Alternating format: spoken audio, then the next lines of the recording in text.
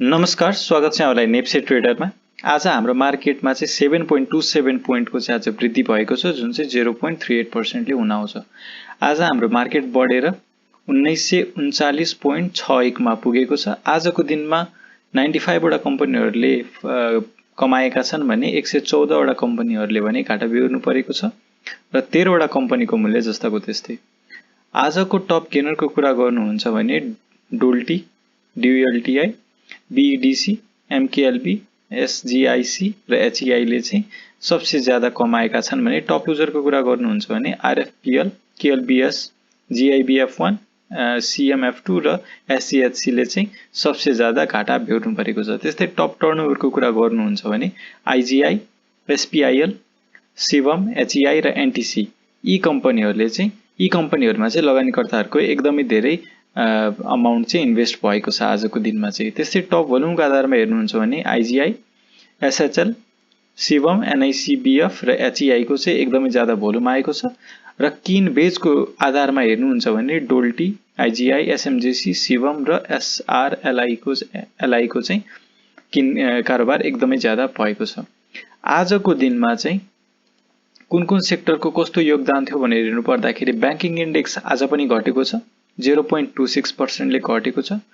Development bank भने हिजो जतिको राम्रो त बढ्न सकेन, तर 0.91% को वृद्धि छ, जुन चाहिँ नेप्से भन्दा धेरैमा थियो। त्यस्तै फाइनान्सको चाहिँ हिजो खासै योगदान थिएन, तर आज चाहिँ फाइनान्सले एकदमै राम्रो परफर्म गरेको छ, जसमा चाहिँ 1.11% को वृद्धि, जसमध्ये 10 वटा फाइनान्स कम्पनीहरूले कमाएका छन् र 5 वटाको भने मूल्य झरेको छ। होटल एन्ड टुरिज्म केही दिनदेखि सेक्टर नै झन्डै सर्किट लाग्ने लेभलमा बढेको थियो र 2 दिनदेखि चाहिँ एउटा सामान्य करेक्सन चाहिँ देखिएको छ, 0.93% को करेक्सन भएको छ। हाइड्रो पावर 0.77% ले घटेको छ।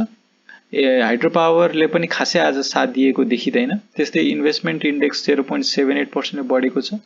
लाइफ इन्स्योरेन्स 1.49% ले बढेको छ। म्यानुफ्याक्चरिङ एन्ड प्रोसेसिङ 0.78% ले बढेको छ। माइक्रो फाइनान्स झिनो अङ्कको वृद्धि छ, 0.03%। म्युचुअल फन्ड 0.46 को वृद्धि छ। त्यस्तै नन लाइफ इन्स्योरेन्स 5.16 एकदमै आजको मार्केटलाई नै लिड गर्ने खालको चाहिँ नन लाइफ इन्स्योरेन्स रहेका छन्, जसमध्ये 11 वटामा 11 वटै नन लाइफ कम्पनीहरूले चाहिँ आज नाफा चाहिँ हासिल गर्न सकेको छ। त्यस्तै अदर इन्डेक्स 0.42% को मात्र वृद्धि छ र ट्रेडिङ इन्डेक्समा जब दुईटा कम्पनी लिस्टिङ भएको कारणले यसले पनि नेप्सेलाई निकै सकारात्मक तरिकाले चाहिँ आज साथ दिएको छ। अब आगामी दिनमा चाहिँ अब नेप्सेको मुख कतातिर माथितिर बढ्ने क्रम जारी रहला कि फेरि एउटा करेक्सनको सम्भावना के कस्तो छ भन्ने कुराको लागि चाहिँ हामी टेक्निकल एनालिसिस हेर्छौं। अब बारम्बार 1800 मा चाहिँ सपोर्ट लिएर बढिरहेको कुरा हामीलाई थाहा छँदैछ, तर पटक पनि यो 2000 को लेभलमा गएर पुगेर चाहिँ मार्केट दुई चोटी फर्किसकेको छ। त्यसकारणले चाहिँ अब हामीले फेरि त्यही पोइन्टमा गएर फेरि नझर्ने पनि हामी भन्न सक्दैनौं। सो 2000 को लेभलमा एउटा चाहिँ रेजिस्टेन्स छ भनेर हामीले भुल्न मिल्दैन र अब आगामी दिनमा चाहिँ के को सम्भावना बढिरहेको छ त, त्यो कुराको लागि चाहिँ हामी इन्डिकेटर लगाएर हेर्छौं। MACD अनुसार हेर्नुहुन्छ भने हिस्टोग्राम 3 देखि लगातार बढिरहेको छ।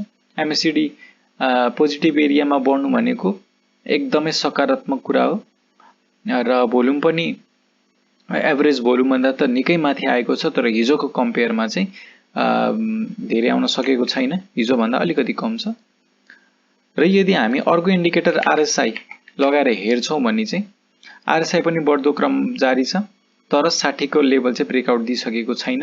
अब 60 को लेभल ब्रेकआउट नदिएसम्म चाहिँ एउटा मार्केटमा तेजी चाहिँ एउटा जुन हामी एक्सपेक्ट गरिरहेका छौं त्यसको लागि चाहिँ हामीले 60 को ब्रेकआउट चाहिँ कुर्नु पर्ने देखिन्छ है त।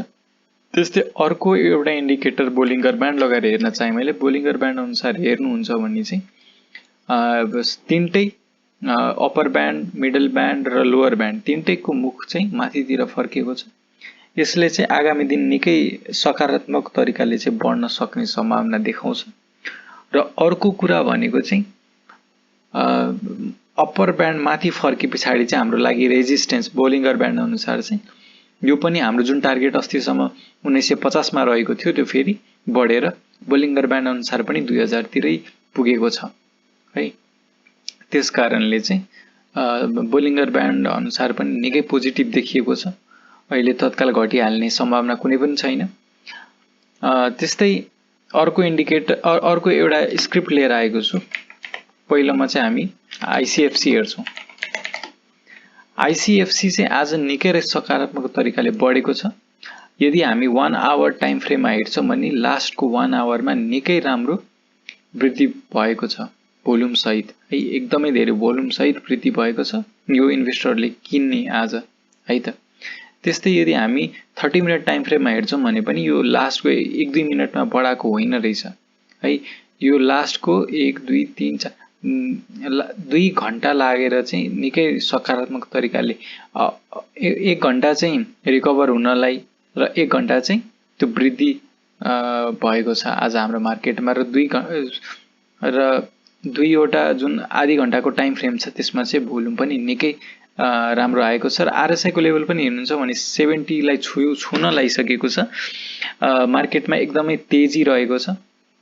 यो एकदमै सकारात्मक कुरा हो। बाइ सिग्नल पनि जेनेरेट भएको छ। MACD पनि एकदम पोजिटिभ छ। अप्पर ब्यान्डलाई पनि यसले घचेट्दै माथि गइरहेको छ। त्यसकारणले चाहिँ अब यसमा चाहिँ इन्भेस्टिङको लागि राम्रो टाइम हुन सक्छ जस्तो मलाई लाग्छ है। र अर्को मैले लिएर आएको छु KDL मा चाहिँ आज घटेको छ, हिजो 2 दिन घटेको छ।